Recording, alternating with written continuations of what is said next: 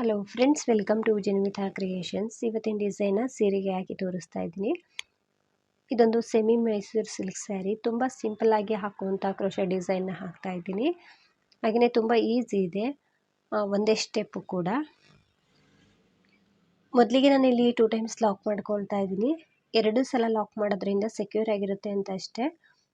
ಈ ರೀತಿ 2 times lock ಮಾಡಬೇಕು. ಲಾಕ್ ಆದಮೇಲೆ ಸ್ಟಾರ್ಟಿಂಗ್ಗೆ ಕುಚ್ಚನ್ನು ಕಟ್ಟೋದಕ್ಕೆ 5 ಚೈನ್ಗಳನ್ನ ಹಾಕ್ಕೊಳ್ತೀನಿ. ಬೀಡ್ ಬೇಕು ಅಂದರೆ ಹಾಕ್ಕೊಳ್ಬೋದು ಇಲ್ಲಿ, ಅಥವಾ ಸ್ಕಿಪ್ ಮಾಡ್ಬೋದು. 5 ಚೈನನ್ನು ಹಾಕ್ತಾ ಇದ್ದೀನಿ. 6 ಎಳೆ ದಾರ ತಗೊಂಡಿದ್ದೀನಿ ಫ್ರೆಂಡ್ಸ್. ಹಾಗೆ ನಿಡಲ್ ಬಂದು 10 ತಗೊಂಡಿದ್ದೀನಿ, 11 ಆದರೂ ಆಗುತ್ತೆ. 5 ಚೈನ ಹಾಕಿ ಎಲ್ಲಿಗೆ ಬರುತ್ತೆ ಅಲ್ಲಿಗೆ ನೋಡಿಕೊಂಡು ಸ್ಟ್ರೈಟಾಗಿ ಇಟ್ಕೊಂಡು ಲಾಕ್ ಮಾಡ್ತಾ ಇದ್ದೀನಿ.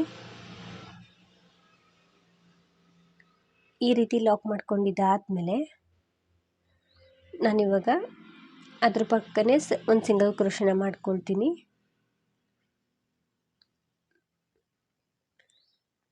ಸಿಂಗಲ್ ಕ್ರೋಶನ ಮಾಡಿ ಇನ್ನೊಂದು ಸಲ ಸಿಂಗಲ್ ಕ್ರೋಶನ ಮಾಡ್ಕೊಳ್ತಾ ಇದ್ದೀನಿ.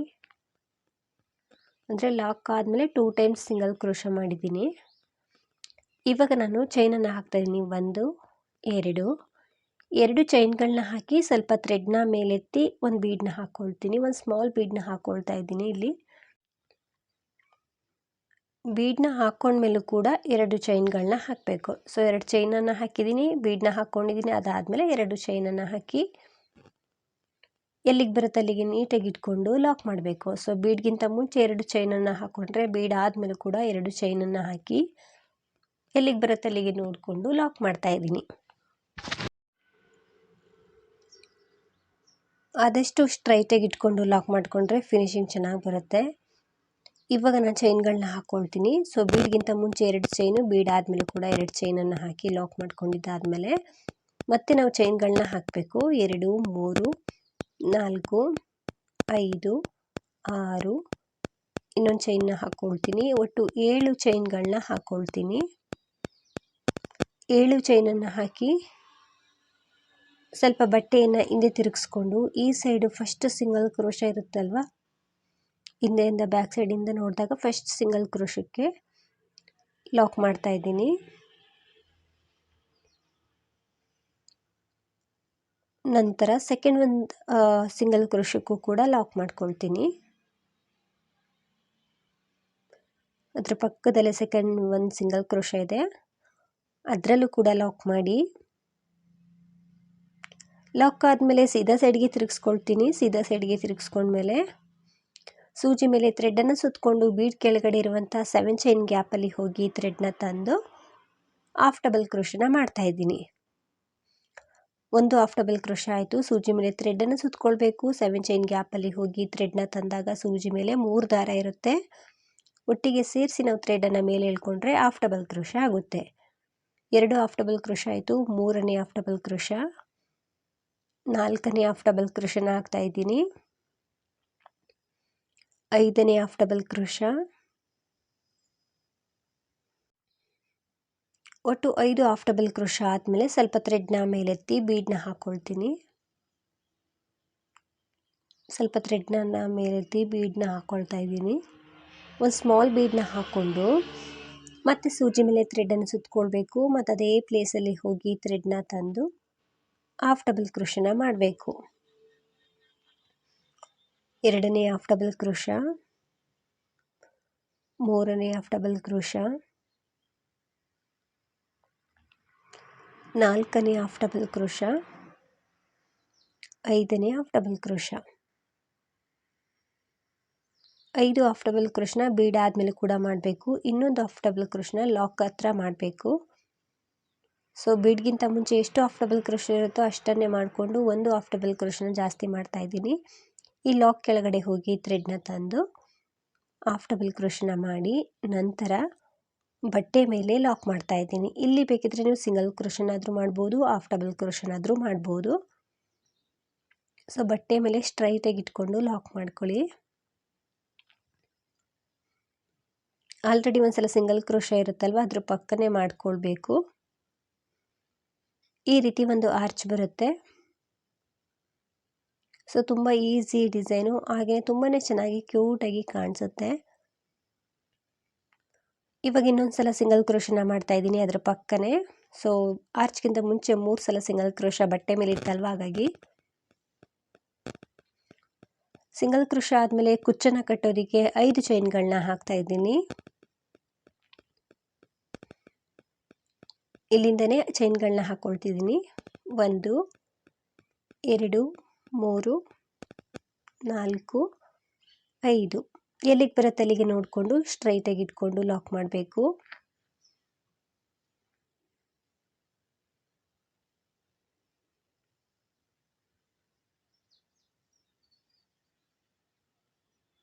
ಸ್ಟ್ರೈಟಾಗಿ ಇಟ್ಕೊಂಡು ಲಾಕ್ ಮಾಡಿಕೊಂಡು ನಂತರ ಅದರ ಪಕ್ಕದಲ್ಲಿ 2 ಸಲ ಸಿಂಗಲ್ ಕ್ರೋಶನ ಮಾಡಬೇಕು. ಸೊ 5 ಚೈನ್ಗಿಂತ ಮುಂಚೆ ಹೇಗಿರುತ್ತೋ ಅದೇ ರೀತಿ ಮಾಡಬೇಕು. ಬೇಕು ಅಂದರೆ ನೀವು ಇಲ್ಲಿ ಬೀಡ್ಸ್ಗಳನ್ನ ಹಾಕ್ಕೊಳ್ಬೋದು, ಬೇಡ ಅಂದರೆ ಈ ರೀತಿ ಸಿಂಗಲ್ ಕ್ರೋಶಗಳನ್ನ ಮಾಡ್ಬೋದು. ಸೊ 5 ಚೈನ್ನ ಹಾಕಿ ಲಾಕ್ ಮಾಡ್ಕೊಂಡ್ಮೇಲೆ 2 ಸಲ ಸಿಂಗಲ್ ಕ್ರೋಶನ ಮಾಡಿದ್ದೀನಿ.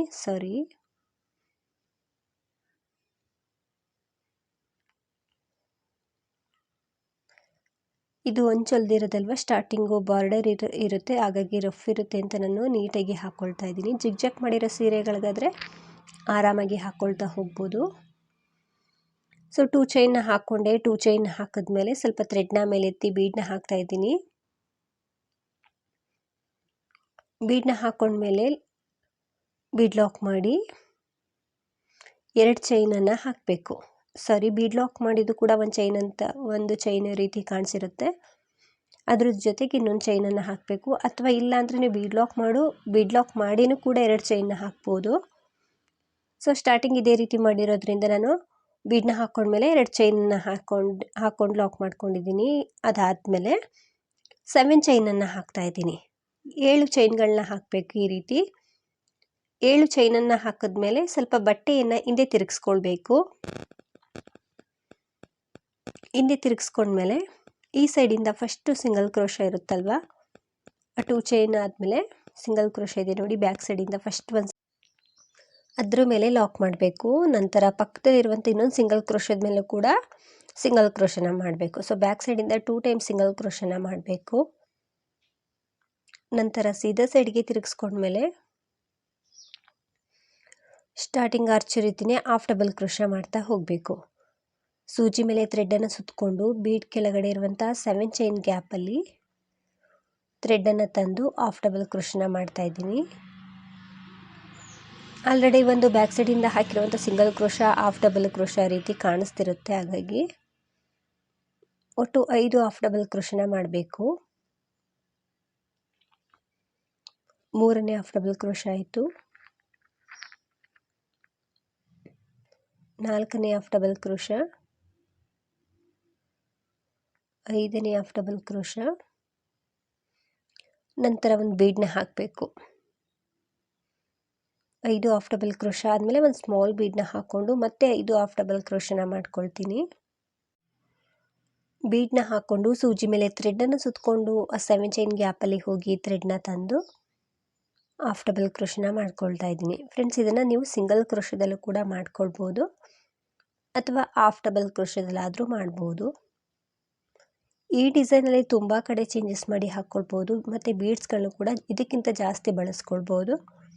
ಸೊ ಚೇಂಜಸ್ ಮಾಡಿ ಹಾಕ್ಕೊಳ್ಬೋದು ಫ್ರೆಂಡ್ಸ್. ಸಿಂಪಲ್ ಸೀರೆಗಳಿಗೆ, ಮೈಸೂರು ಸಿಲ್ಕ್ ಸೀರೆಗಳಿಗೆ, ಕಾಟನ್ ಸೀರೆಗಳಿಗೆ ಎಲ್ಲದಕ್ಕೂ ಕೂಡ ತುಂಬಾ ಚೆನ್ನಾಗಿ ಕಾಣಿಸುತ್ತೆ. ಇದು ಒಂದೇ ಸ್ಟೆಪ್ ಡಿಸೈನು ಕೂಡ.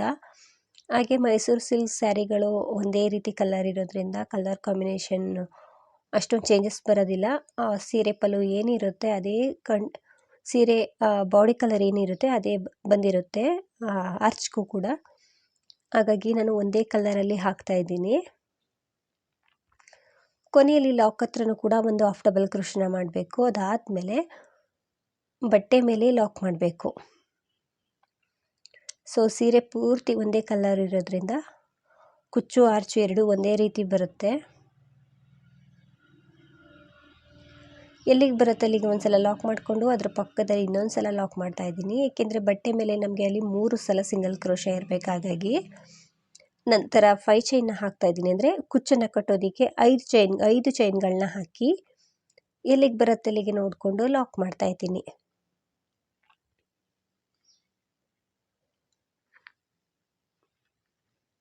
ಈ ರೀತಿ ಆರ್ಚ್ ಕಾಣಿಸುತ್ತೆ. ಸೊ ತುಂಬ ಚೆನ್ನಾಗಿ ನೀಟಾಗಿ ಬರುತ್ತೆ.